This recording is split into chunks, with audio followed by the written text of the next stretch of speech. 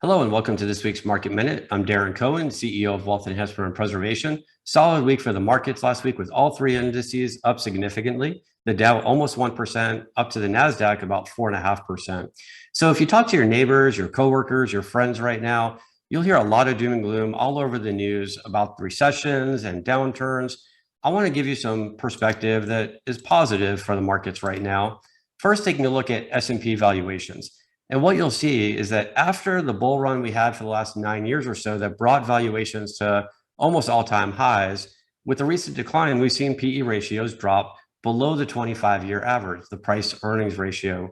So that means that stocks are now slightly undervalued.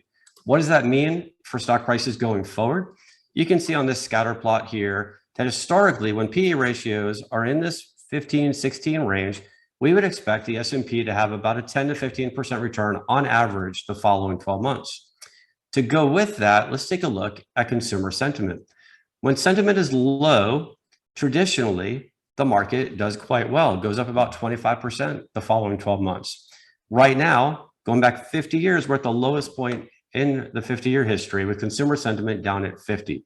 So put all those pieces together, I think there's actually quite a good chance that the market will do well over the next 12 months. However, we will experience volatility along the way, some discomfort along the way. Let us manage that. Let us watch that and carry that load for you. If you have any questions, give us a call. Check out the website, wealthep.com. We'll see you next week.